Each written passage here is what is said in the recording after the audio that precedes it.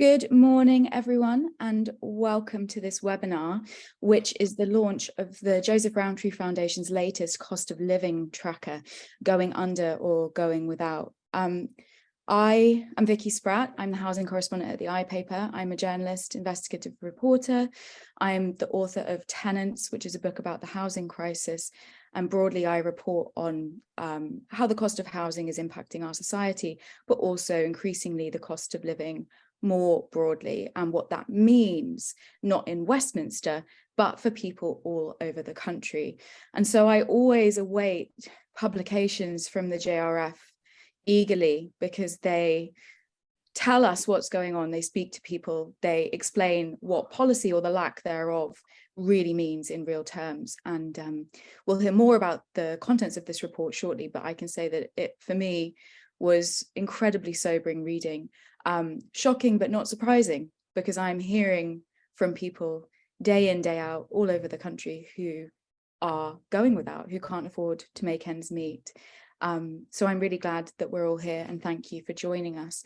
I'm going to say a little bit about who our brilliant panel are. We are joined by Katie Watts from Money Saving Expert. Katie was in charge of Money Saving Experts communications until 2022, and she now heads up their campaigns team. Money Saving Expert, of course, doing great work in this space, so I'm really looking forward to us hearing from Katie. We are also joined by Rajesh Makwana. He is the director of Sufra Northwest London, which is a community food and support hub which provides emergency aid. So I think he is also incredibly well placed to talk about what people who work in grassroots support services are seeing on the ground. And I'm really looking forward to hearing his thoughts on the report. And last, but by no means least, we are joined by the author of this report, Rachelle Earwaker. She is a senior economist at the Joseph Rowntree Foundation, and she leads on their cost of living research and specializes particularly in housing. She, for me, is one of the go-to economists and experts in this space, and I am absolutely delighted now to pass over to her so she can tell you about what she has found. Thanks so much, Vicky. Welcome everyone, and thank you so much for joining today. I think, as Vicky said, today is the launch of the report. It is, as it often is with us, extremely worrying, extremely terrifying. So many of our findings are really sobering, but unfortunately not surprising. And I'll take you through that today. I won't be able to cover the full detail of the report, so I do encourage you to read it afterwards, but I'll take you through, of course, the main findings. If we go through to the next slide. So just in terms of an overview of the research that we're publishing today, this is the third wave of our 6-monthly cost of living research that we've been working with Savanta on. We began this back in October 2021, when what we wanted to do was better understand how low-income households had fared through the pandemic in terms of their finances. We knew that lower-income households had fared very differently to those with higher levels of income and higher levels of wealth during the pandemic, and we really wanted to paint sort of that picture of what had happened. That then formed, I guess, the first, if you like, in our cost of living tracker, because it was from there that the cost of living crisis really began to surge. That particular piece of research focused a lot on arrears and debt for lower income households, as well as their income, expenses and savings. And then in May this year, we repeated it. This was focusing on the financial position of lower income households between January and May, June this year. We continued that focus on arrears, debt, savings, and so on, but we also added in questions on material deprivation, so going without essentials and how different households on low incomes were dealing with the cost of living crisis. We've now repeated that again in October this year, so we've now got the 6-month picture back to May, but also the 12-month picture back to October. What we've found every time we've rerun this is things are worse across almost every metric each time. And that is just so scary, I think, when we look at the level of at the level of support that has been provided, especially since May this year. We've had, big amounts of cost of living payments come through, support with energy bills, yet it's not enough to stop this sort of rising tide of hardship that lower income households are facing. I'll discuss that more in a minute, but that's why I think this is really important in terms of like the tracking it throughout the last 12 months. This is a sort of bespoke research on lower income households. We're looking at households in the bottom 40% of household incomes. So this is not just households who are in the very, very lowest incomes. It's pretty broad, and it makes the findings, I think, even starker when you look at the proportions who are going without and are in really worrying levels of debt. If we go to the next slide. So I just want to define a couple of the key points that we go through in the report. In particular, we talk about those who are going without essentials a lot. What we mean by that is a few things. Either it means that households have been experiencing food insecurity in the 30 days prior to filling out the survey. So either cutting down on the size of meals or skipping meals because their household doesn't have enough money for food, or they've been hungry but didn't have enough money for food in the last 30 days.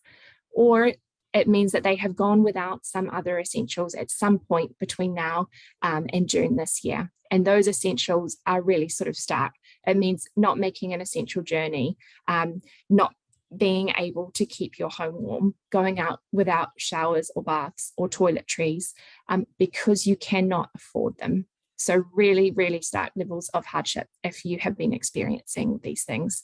In arrears, that for us at the moment means currently being behind on at least one household bill or lending repayment that you have got a commitment to. And for high cost credit loans, it's having debt with an unregulated lender like a loan shark, a doorstep lender, a payday lender, or with a pawn shop. I should also say that when we talk about the millions of households that are impacted, or the millions that are impacted, we're talking about households, not people. So if you were to extrapolate that out to people, it would be far more as well. So just a quick note on that. If we move on to the next slide, I'll take you through some of the main findings. So what we've found is that between May this year and October, November this year, it is so clear that the level of government support during the cost of living crisis has been insufficient. Across all of these metrics, things have increased for the bottom 40% of household incomes. So we've found that 7.2 million, or 62% of this group, have been going without essentials. 4.7 million are in arrears. There has been an increase in arrears across every single household bill except for energy. Now that is of course related to a few things, including warmer months and also the level of support that has been in place to assist with energy bills. It shows that policy can be effective, I think, when it is targeted, but across every other bill there has been an increase. 4.3 million are going without essentials and they are behind on their bills. That is absolutely massive, and it's almost 4 in 10 of these households. 5.7 million households have experienced food insecurity in the last month. That is almost half of all lower income households, of those on the bottom 40% of incomes. 3.3 million said that they'd been unable to keep their home warm at some point during June. Now that is, again, really, really worrying as we're in this cold snap now. It means that even before this hit, so when we asked these questions in October, November, that was the level of hardship that was being faced. If we go on to the next slide. So those findings are across the bottom 40% of household incomes. But what we have seen here is that it is households on the very lowest incomes, so those in the bottom 20% of household incomes, who are struggling the most, and they are facing very worrying levels of hardship, as well as households who are on universal credit, low-income private renters, and young adults, particularly those who are 18 to 24, but those who are 18 to 34 as well. And I'll go into some more detail in that in a minute. I should also say I can't cover everything off in this presentation, but other groups, for example, Black, Asian, mixed ethnicity households, those who have families with children, single parent families, those who have disabilities or mental health conditions are disproportionately struggling. I don't go into detail in it here today, but it's really important and it's included in the report. If we go to the next slide, Mark. So as I mentioned, households in the lowest incomes are being hit really hard. So when we compare lower income households going without essentials in October back to what was happening in May this year, those in the bottom 20% of household incomes on the left-hand side here, that proportion has increased from 67% to 75% in the last 6 months. That shows you that the level of support that the government has provided to address the cost of living crisis is not working for those on the lowest incomes. It's been increasing in the last 6 months, despite targeted support. It's actually quite a different picture when we look at those who are in the 20th to 40th percentile of household incomes. It's stayed relatively stable, if not slightly fallen from 52% to 49%. And then if we go to the next slide, you can see here that a similar story holds for those when we look across different income groups, for those who are in arrears with at least one household bill, if you've got a high credit loan, or if you've had to take on borrowing or used a credit card to pay for your bills, like your rent or your council tax. So we found that over half of those in the bottom 20% of household incomes are in arrears with at least one household bill, and that is up significantly from those who experienced that back in May and also October last year, whereas that compares to slightly under 3 in 10 for those in the 20th to 40th percentile, and around double the proportion in the bottom 20% of income have high cost credit loans compared to those in the 20th to 40th. So very different pictures when you look sort of across the board. If we go on to the next slide, it's also very clear that low income households on universal credit can't make ends meet. And this is so deeply worrying when universal credit is our safety net that we should be able to rely on if we fall on tough times, and we should be able to pay our bills and be able to provide the basics for our families with. Unfortunately, what we've found is that 90% of those on universal credit are currently going without essentials.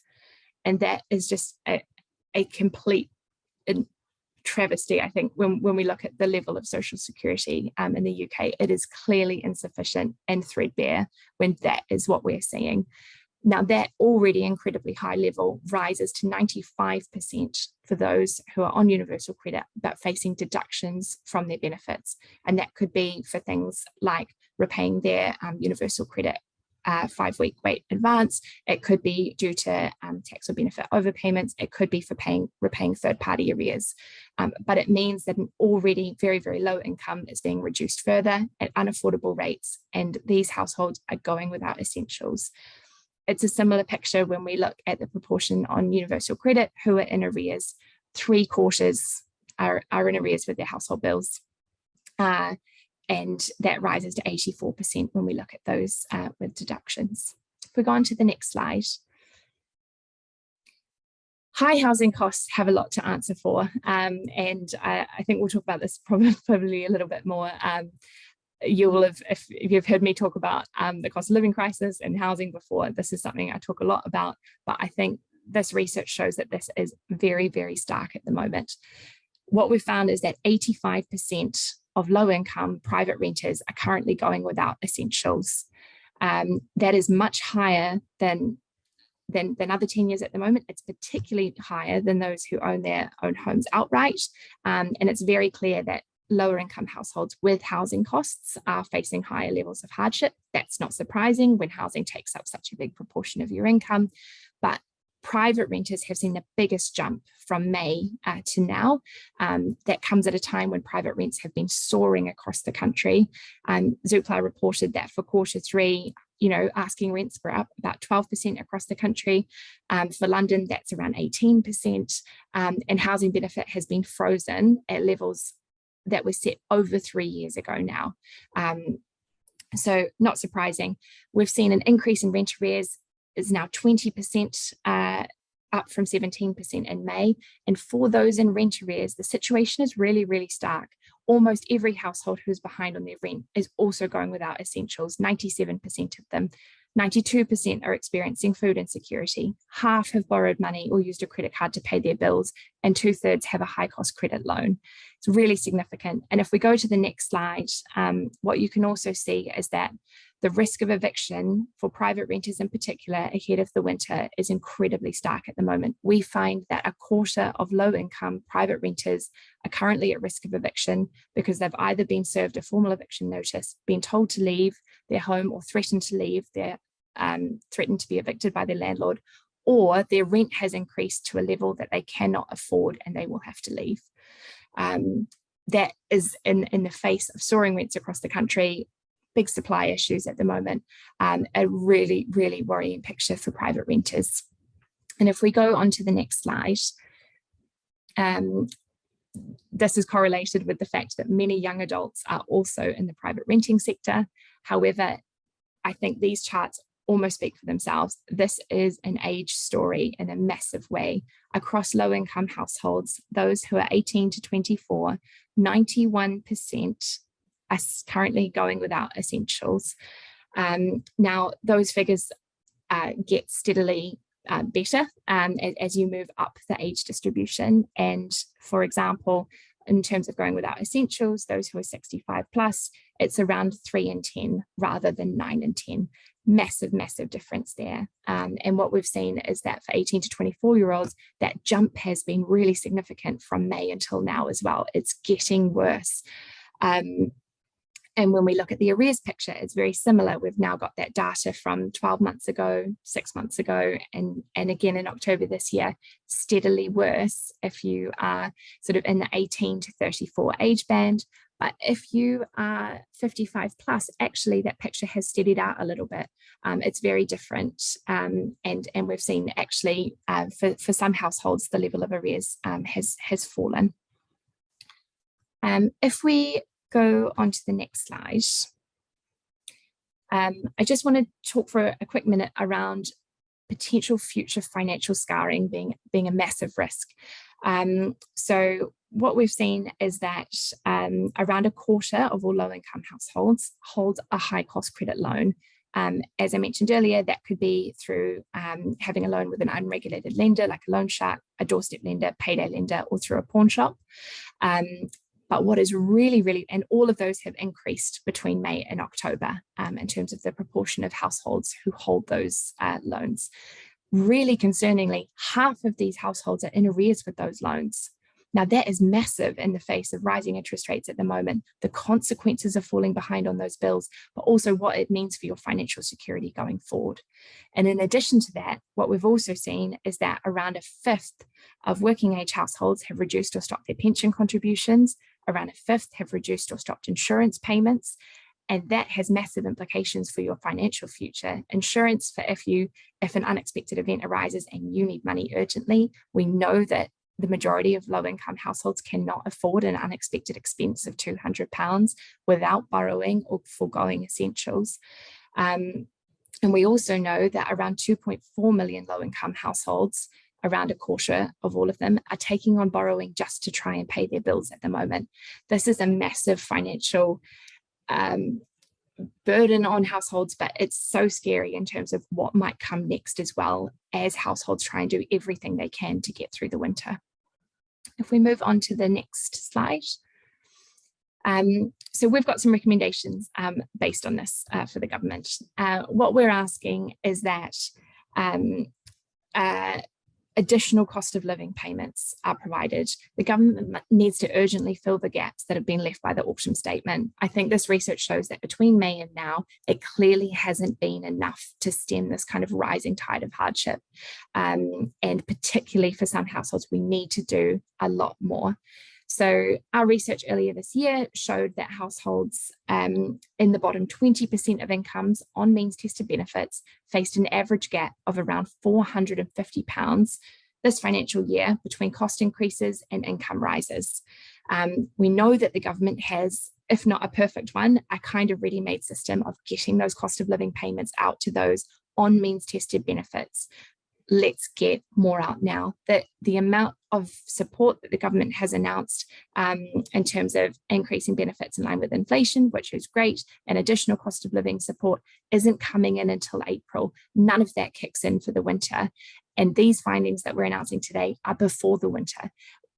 No, households on the lowest incomes cannot take additional pressures this winter. Yet today we know that inflation in November was still in double digits. We're facing still incredibly high levels of prices rising, big energy bills, and incredibly cold winters. So, as we've seen in the last week, households can't take it. So we're asking that the government provides an additional round of support this winter to those hardest hit by the crisis by an additional cost of living payment of £450. We know it can get out quickly if the political will is there to do it, and it needs to match the scale of the crisis. We're also asking that changes be made to universal credit so that the basic rate of support, even after deductions, can never be below a level that results in people being unable to afford the essentials. The fact that 9 in 10 of those on universal credit right now are currently going without essentials it's not okay. It's absolutely not right, and that needs addressing urgently. As we've seen with the private renters picture, we have to do more to help address this area that has been completely neglected by any cost of living support over the last few months, despite the fact that we are in a rents crisis. We have to, at a minimum, unfreeze local housing allowance and reinstate it to cover the bottom 30 percentile of rents. We also need to make sure that the Renters Reform Bill comes through very quickly, as soon as possible, to make sure that a far lower level of households are at risk of eviction and that they do have stable and affordable housing for as long as possible. What we also know is that while the picture is really, really stark for those who are on benefits and those on the lowest incomes, not everyone is taking up the benefits that they are entitled to. We should be seeing an incredibly strong campaign for benefit take-up so that more people are eligible, not just for the benefits that they are entitled to, but also for the cost of living payments, for which being on means-tested benefits is a criteria. We've seen it for pension credit in terms of a take-up campaign. We have to see that carried out to all working age households, not just those above pension age. And then finally, we have to stop unaffordable debt collection practices by government. 95% of those on universal credit with deductions are going without essentials. It is clearly not okay to be reducing already really low levels of income by collecting debt at unaffordable rates. So the cap on total deductions from universal credit, we're asking be immediately lowered from 25% to 15%. And within that, we're also asking that deductions to repay debt to central government should be capped at 5% of the standard allowance. The government shouldn't be taking deductions at higher rates than it expects for other creditors. So that's our package of recommendations that has to be implemented immediately or as soon as possible, particularly the cost of living payments this winter, to make sure that the gaps that have been left behind by the autumn statement are filled and that we don't see further levels of hardship from what we're already seeing here. I'll now pass over to our other wonderful panelists to reflect on this and give their own experiences as well. And yeah, looking forward to the Q&A. Thank you, Rachelle. It's a bleak picture, but it is heartening to hear that there are things that could be done were the government to choose to do them. And certainly everything you found there is reflected in what I'm hearing week in, week out. And I think the affordability of rents, which are rising above inflation, depending on which metrics you look at, are really, really concerning. And certainly the increase in buy now, pay later loans as well, that I'm hearing people are using buy now, pay later for Deliveroo, for groceries. And I think unregulated lenders are going to be a huge problem. But speaking of money, I think now is a great time to hand over to Katie from Money Saving Expert. Thank you, Vicky, and thank you, Rachelle. First of all, I think it's really important to say that this was an incredibly hard report to read, and I think it really confirmed what we in our industry are already seeing when we speak to people on the ground. And I was thinking about how to sort of visualize what's happening to people on the lowest incomes. And all I could come up with was, it's like everyone's on a ladder, right? And a ladder of financial capability. And those people at the top have got a buffer of savings. They might have a pension. They're doing quite well. They're quite, secure in what they have. And those at the bottom are less financially secure, less financially capable. Now, everyone in this cost of living crisis is coming down a rung or two, but unfortunately, those on the lowest incomes are dropping several rungs more. And that is that disproportionate impact on the people on the lowest incomes. Now, I think it's kind of a problem around squeeze on people's wiggle room. There's several really dire issues that are converging all at once right now into a perfect storm that is really, really hitting people hard. Inflation, the rise in the base rate, the demand and supply around housing, and also the energy prices that have been rising. We're paying this year, despite a government cap, double what we were paying last year. And that is quite unaffordable. It already was for many, and it's definitely unaffordable now. One of the sort of key concerns that we've got at MSE is around mortgages and that impact on rent as well. So while inflation is rising and the base rate is rising, that affordability gap at the top that the lenders look for is squeezing so hard that people are at risk of potentially being told that they can't afford cheaper mortgages. And when they do come to remortgage, because of the low interest rates we've had the last few years, they're looking at paying several £100s more to do that. And there's a knock-on for buy-to-let mortgage holders as well, which then is passed on to renters. And I think that with mortgages, with energy, with any financial service, there's definitely a role that firms can play in helping those who are really struggling and borrowers or customers in financial difficulty. First of all, we're in a position where Deloitte recently put out a survey saying that people would trust Money Saving Expert more than they would trust going to their bank for help. And that shouldn't be happening. We should be there as a tool to help you understand what your options are and to look at the wider market. But people shouldn't be in a position where they don't trust to go to their own financial services firm to ask for help. It's about firms doing the right thing as well. We know from the FCA's work into borrowers in financial difficulty that, at least in credit and mortgages, lenders aren't doing what they should be doing or putting all the options forward to customers who say that they're struggling, who want to seek help. And they're not reaching out proactively, for example, to energy customers who might be able to take advantage of the grant programs that they have going on, or reducing the amount of debt being collected on their prepayment meters, for example, which we know quite a few low-income households are on. I think the really stark thing about this report, though, is that it's really highlighted an issue that we already know is affecting the lowest incomes households, and we call that the poverty premium. And the poverty premium is where people who can't afford to pay, the least able to afford to pay, are charged more for those essential services.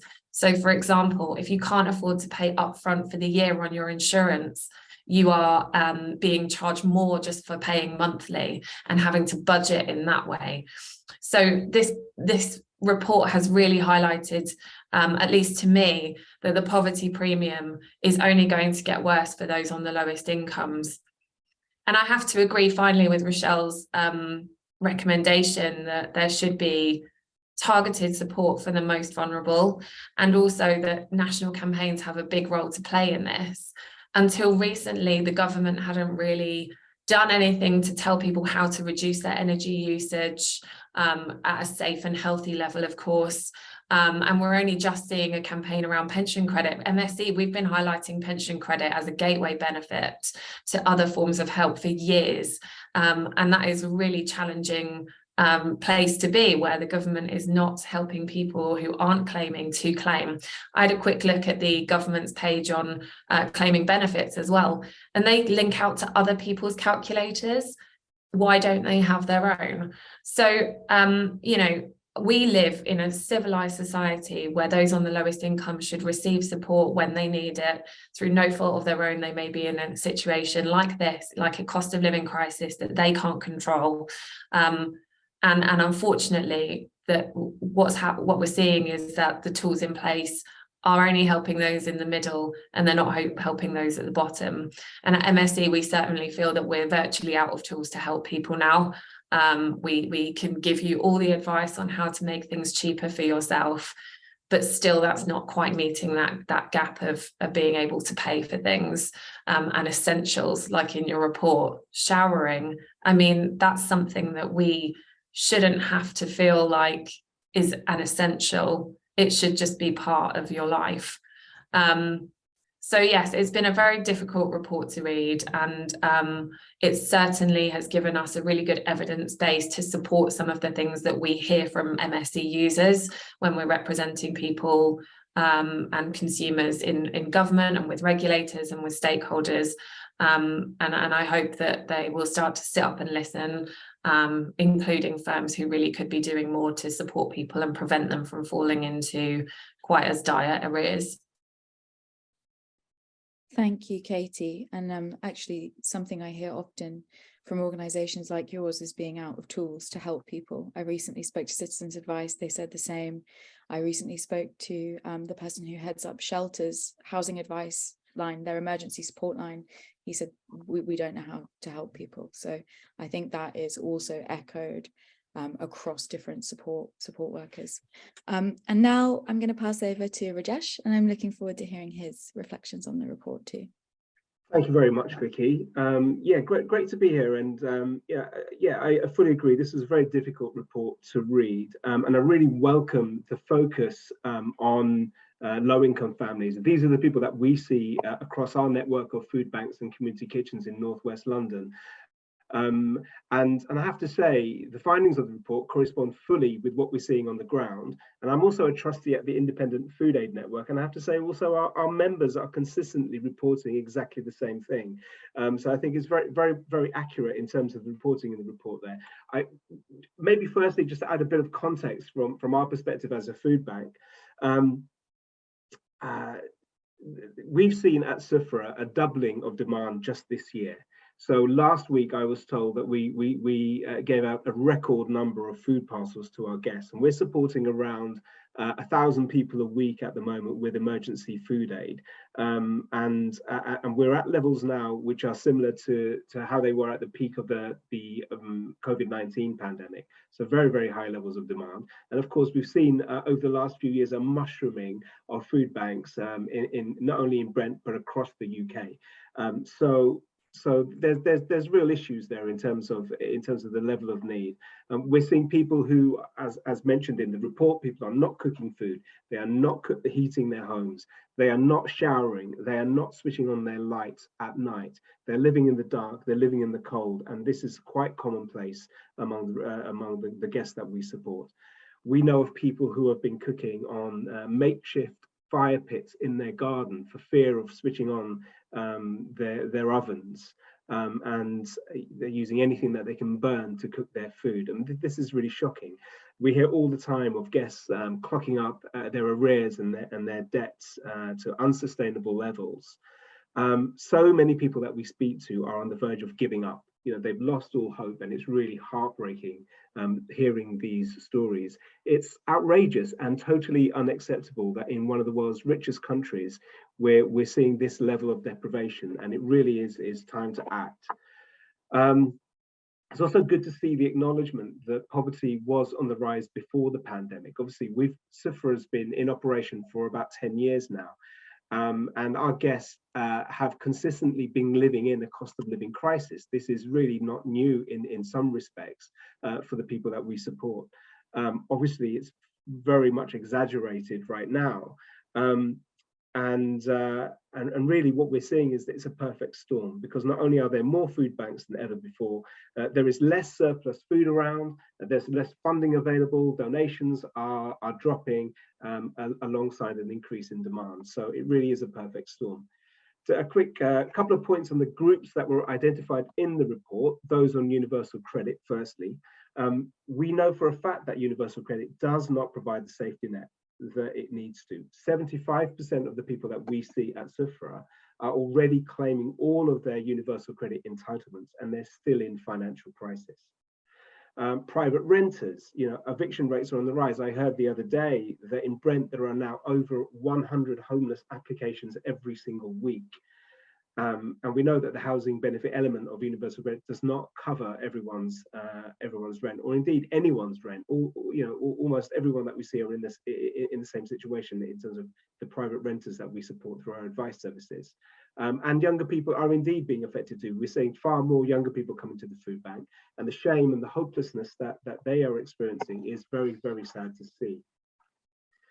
In terms of the recommendations in the report, I've just got a quick few comments on them. The additional cost of living payment of £450. I think this is the absolute minimum we need to be doing right now. It will make a difference. We know that when the government brought in the weekly £20 uplift, it reduced food insecurity by 16%. But as the figures in the report show, not enough has been done, and this is the minimum that we need to do as a sort of emergency intervention. More broadly, the changes to universal credit, absolutely essential. We need to make sure that we provide a safety net for those who rely on it to survive. Universal credit at the moment is not fit for purpose. What's happened really is communities have stepped up over the last decade, and certainly over the last few years since the pandemic. Communities have stepped up to provide that safety net.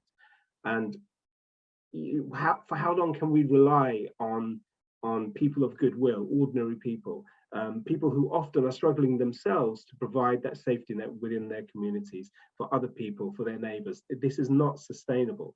We also know that food aid is no solution to food poverty. So it's not right that food banks have become the de facto safety net. We need to really change the universal credit system to make sure it is fit for purpose. Local housing allowance definitely needs to increase. We need to stop pressuring families to upend their lives and move out of London, as is often the case, just because their housing benefit is insufficient. And the increase of take-up in benefits. This is a bit more complicated. Around a quarter of our guests, around 1,000 people a year, need to claim more of what they're entitled to. But there are barriers. There are barriers such as language barriers. There are barriers such as the digital divide that we need to bridge. People need help to claim their benefits, and there are just not enough advisors around. We've been trying to recruit and expand our team of advice workers for the last 6 months, unsuccessfully. There are just not enough qualified, and we're offering a competitive wage, and there are just not enough qualified advisors around in London that we can recruit, and we really are struggling with this. So I'd like to see an additional recommendation really around increasing the number of trained qualified advisors that are available to provide that support, so that people can be sure to be claiming the benefits that they're entitled to. So yeah, just a few reflections there from me. Thank you. Thank you so much, Rajesh. And I think it's really important to remember that poverty was on the rise before the pandemic. And then obviously the pandemic hit and sort of upended everything. And now inflation is really sticking the knife in. And housing benefit was inadequate before coronavirus changed everything for us. It's still inadequate. That's a huge problem for lots and lots and lots of people. And now the cost of living is rising. And the way I always conceive of this is really that the safety net was being dismantled before we had a public health crisis and then an economic crisis. And now what we're seeing is that the safety net is, frayed to the point of not being able to support people. And I think you also made a really, really important point there, which is something I've considered a lot recently. Charity shouldn't be doing the work of the state. That's a symptom of this crisis and of this emergency. It is not a solution. And I think you spoke so well to that. So thank you. So we're going to go to questions now. Thank you everybody who's popped their questions in the chat. And if you have a question that you haven't submitted yet, please do. Some of these sort of questions are more comments. So before we go to specific questions, I just wanted to flag one that really, really stood out to me. This is from David Castledine. I don't know where you work, David, but you've said, we had a request from a member who wanted a loan to pay the fee to enter into an IVA. People needing loans to pay the fees for help with bankruptcy and debt. I mean, that just speaks to where we are. So that's not a question, but I just wanted to flag that. So the first question, I think we've covered this slightly, but it's come up several times. So I just wanted to get a clarification. How are we defining going without essentials? That is from Liam Mullany. Rachelle, do you want to speak to that? And Katie, I think that's something you also touched on. Yeah, happy to speak to that. For the purposes of this report, it means that a household had either said that they'd been experiencing food insecurity in the last 30 days. And so that is either going hungry or cutting down on your size of your meals or skipping meals because you didn't have enough money for food, or since June that you have gone at one point without a particular essential, for example, not being able to shower or buy toiletries or take an essential journey because you could not afford to do so. So it's experiencing at least one of those things over those time periods. I should also add as well that the majority of people who report going without essentials are going without more than 3 essentials. It is not often just going without one, and it is not for many, for example, even like choosing between things like heating or eating. Millions are currently going without both and multiple. So and you know, around like 90% of those who are in arrears are also going without essentials. It's sort of on every level. If you are struggling, you are often struggling a lot. So yeah, just to and Katie. Just to add to that, yeah, I think there's a couple of things that have also been highlighted in the report that are particularly worrying. One is avoiding health and things that you need in order to keep your health stable. So that might be medications, dental treatment, etc. And that is a real worry, because we know that physical health can impact mental health impacts debt spirals, and those who are in mental health crisis are sometimes, I think the figure is about 4 times more likely to be living with unmanageable debt. And that is really quite worrying, that health is actually playing into living without essentials as well. Thank you both.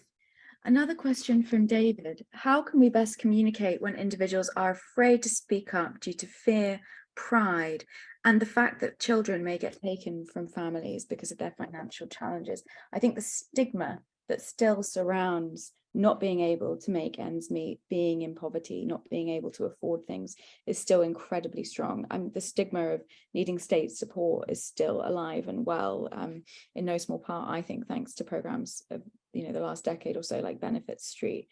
Rajesh, I wonder if you could speak to this, because your experience of meeting with people, on the ground and hearing their concerns, how do you think we can encourage people to speak up and seek support when they might be worried about the judgment they will receive?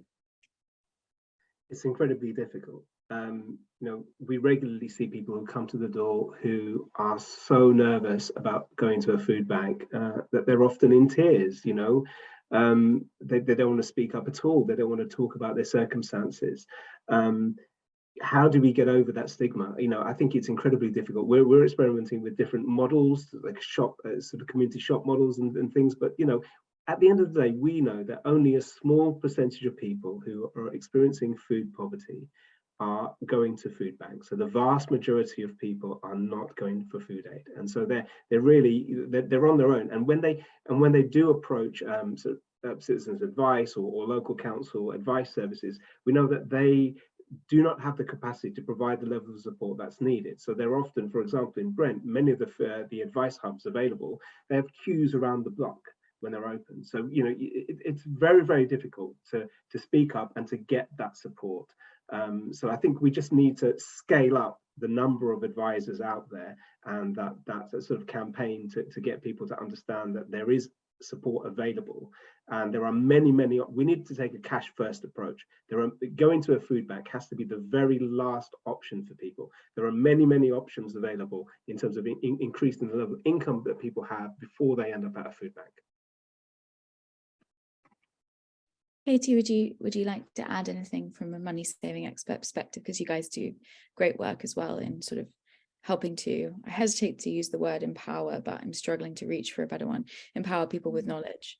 Yeah, I think that first of all, every touch point has to matter. So the first person that you reach out to, that one interaction that you have, needs to be the source of all of the further support that you get, whether that's going to your doctor about a mental health issue regarding your money or otherwise, and then being able to refer you in that direction, because it's so easy to let that moment slide away and pass, and that person then go back to burying their head in the sand about getting help. But the question's really interesting. Why, how do we get people to reach out to their firms for that help and support that might or might not be available? And I think that there's evidence out there to show that firms aren't doing enough in this space. So there's a huge amount of people who think that going to their mortgage lender to say they've got a problem will in itself impact your credit report, which just isn't true. And this is actually something that Martin Lewis, our founder, raised with mortgage lenders last week in a roundtable with the Chancellor, that transparency just isn't there to go, these are the things that we can do to help you. Simply getting in touch won't put you in a worse position. These are the potential impacts of taking up any of these solutions, so you can start thinking about it. And there's also evidence to show that, people get passed from pillar to post when they do reach out. They speak to different agents each time. That can mean that they end up getting different confusing explanations. They're forced to explain their circumstances, which could be very difficult more than once. And that whole combined impact of not having a really smooth process for people that have done the right thing and said, I need help, I need to access the help that you've got, means that some people have actually dropped out of the process and then ended up in arrears not too much further down the line. So, I think that firms from energy, mortgage, water have so much more to do to make sure that every interaction matters. And so actually I put this as a challenge to firms out there who are facing customers who are struggling. They also don't want them to be in arrears. It's not good for their affordability, their finances, and their ability to manage the huge backlog of customers. But they're at the moment just not being transparent enough for consumers to feel that they've got the information they need to hand about what they could access. Yeah, I would really echo that. I spent a day at Croydon County Court recently sitting in on eviction and mortgage repossession hearings. And something that came up several times was people who had received lots and lots of letters and eventually had ended up in court and were going to lose their homes. This is with mortgages, by the way, sorry, not with rent eviction, slightly different issue. And they kept saying to me, but I call and I never speak to the same person, and I agree something with one person and then that doesn't get put on my file, and now I'm here and I'm in court and I'll call tomorrow and I'll speak to someone else. And I think particularly for people who are struggling to pay their mortgages, that kind of communication is a huge problem. And I think a lot of work needs to be done to make that easier for people to navigate as this situation intensifies with interest rates in particular. Speaking of housing, we have a question which I have a vested interest in getting everyone's take on. This is something I think is going to define the political conversation next year. This is from Robert Kingston. If local housing allowances are raised, is there a risk that private rents will simply go up again? Should rent controls or rent freezes be part of the mix? Now, Scotland have implemented an emergency rent freeze, call that rent control if you will. We currently have no plans to do anything similar. By we, I don't mean I'm not involved actually, it's the government has no plan to do anything similar in England, but rents are becoming increasingly unaffordable. And actually part of the reason that housing benefit and local housing allowance is so low is because of this idea, I think, that increasing it will see rents go up, but by keeping it low, the people, as this report shows, the people who are struggling are private renters. I'm interested to get your take on this question as an economist, Rachelle, because I know you'll have some interesting thoughts on it. Yeah, thanks, Vicky. Lots of thoughts. I think the first thing is just that local housing allowance is currently at such a low rate, and it did get increased during the pandemic back up to the 30th percentile of local rents. That's great, but it's now been at the level of rents back in September 2019. We're now at December 2022. That is far too long at a rate when rents have been soaring.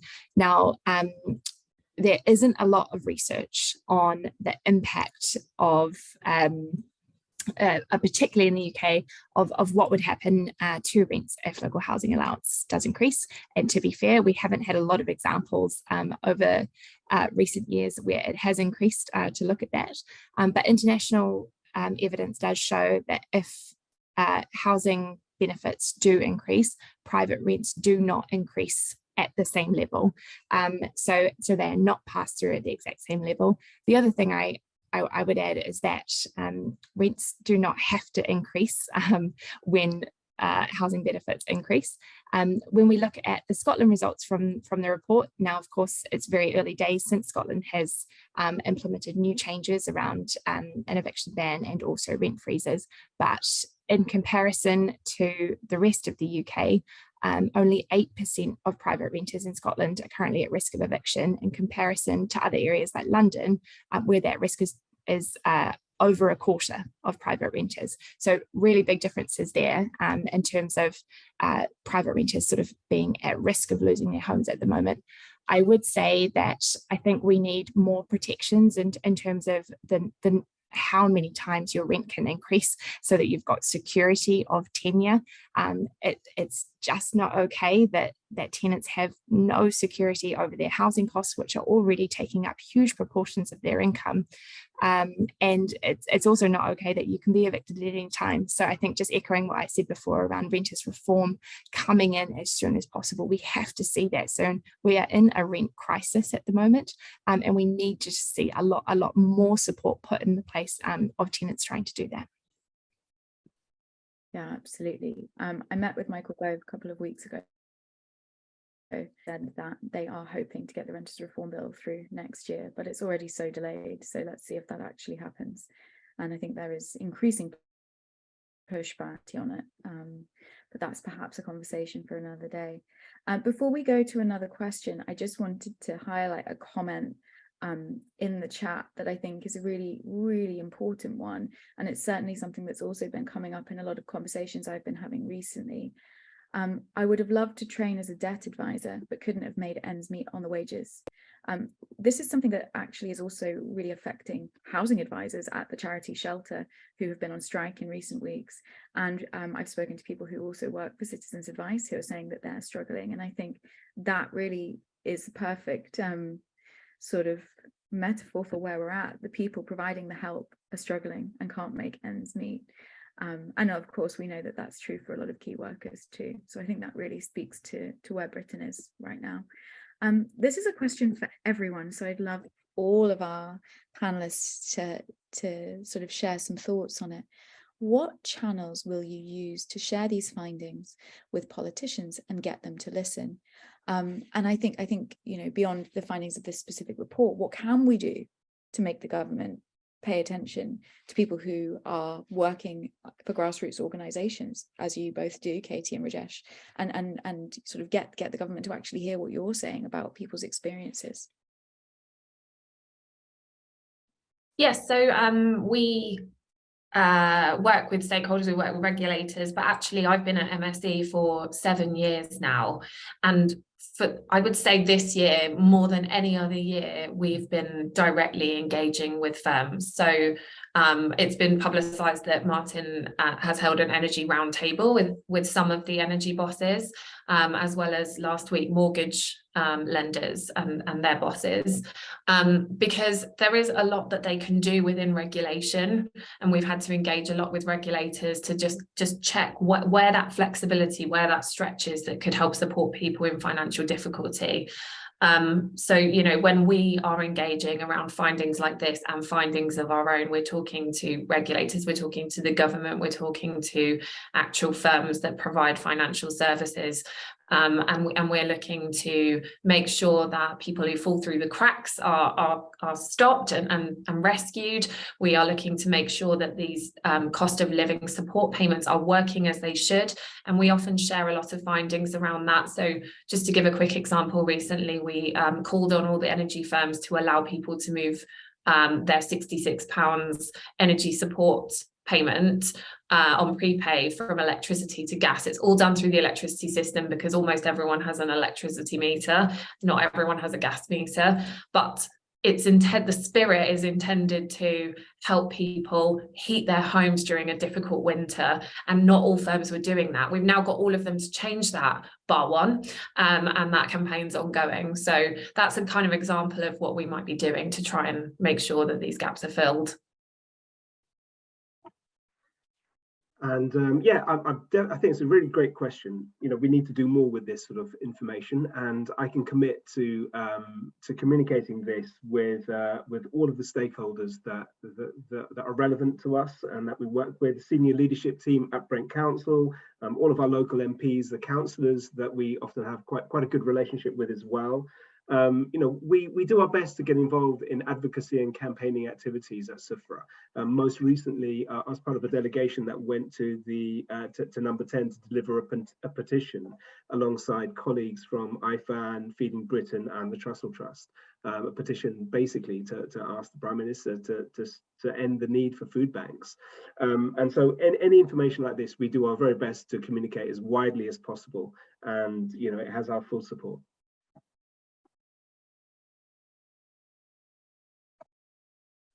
Rachelle, would you like to add anything? No, I think it's well covered. I think the one thing I would add, and I know that we do have some politicians and MPs on the webinar today, which is great, is just that if we're not listening to these stories and we're not looking at these numbers and being so deeply shocked into action, something is wrong. We have got to do more. These should be so sobering and so shocking, and we shouldn't be comfortable with our country being in this position. So I think, yeah, I don't know, I want to kind of just shout this entire report from the rooftops and make everyone who is in a position of power read it and understand it and talk to those who are experiencing it, because I think if you do, you've got to do something. Absolutely. I think it's certainly reflected in everything that I'm seeing when I travel around the country, and I'm running out of ways to say this is urgent, this is incredibly urgent, this couldn't get more urgent. We're almost out of time, but I was just wondering, you know, if everybody on the panel wants to add one more remark, because I think that is mine. I'm running out of ways to report on this. I'm running out of ways to really stress how devastating it is for people, and I think that's concerning, because that means something is really, really, really wrong, and the numbers are almost having a numbing effect on readers, I fear too. How many times can you say X 100,000 people, X million people are being pulled into poverty, can't afford their housing? It's really, really devastating. Again, I'm almost lost for words. But before we finish, I was just wondering, Rajesh and Katie, if there's anything you wanted to add.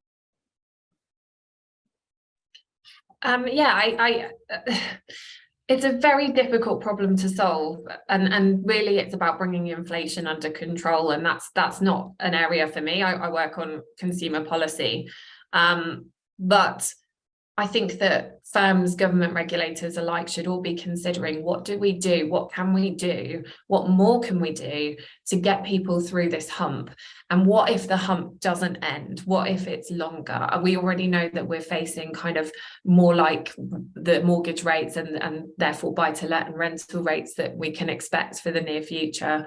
And it's about forbearance. How do you tackle forbearance with those people who are really struggling, so that they have a bit of room, a bit of breathing space, debt breathing space, but also just generally breathing space, where they're not being impacted in a huge amount of arrears, to then reassess what they're going to do with their budgets, what they can do instead, whether they need to find new work, etc.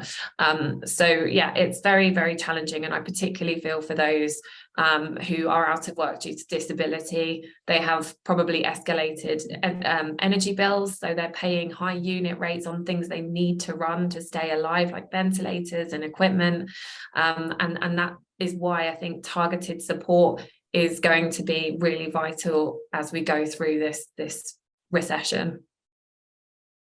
Yeah, I fully agree. And also with what you were saying, Vicky, you know, it's almost embarrassing for us. For 10 years, we've had to have sort of fundraising campaigns where we talk about the level of need. And every year we say the same thing. It's worse. It's getting worse. And obviously it really truly is every year getting far worse, but there's only so much we can say that. I think what we need to do is we need to aim a bit higher. You know, it's important that we have the campaigns for uplifts for £20 a week or whatever it is. These are important campaigns, but they don't aim high enough. And I wonder why it is that we can't, given the seriousness of the situation, the gravity of this, why can't we aim for real change? You know, and I think this report really does go some way towards that in terms of suggesting a change in the way the universal credit system is organized and it's operated. But we need probably to aim even higher than that. We need to aim for a real living income for everybody in the UK. And we need to work towards it. And I don't see why people are not behind that, you know, and why they couldn't be behind that. It makes perfect sense. Thank you. And I'd add one last thing, which is build truly affordable social housing. There's another great JRF report on that and why it would be good for the economy. Please do check it out. We are out of time. Thank you so much to this brilliant panel. Your insight is incredibly valuable, bringing this really important work that Rachelle has put together to life. And thank you so much for everybody who attended and submitted a question.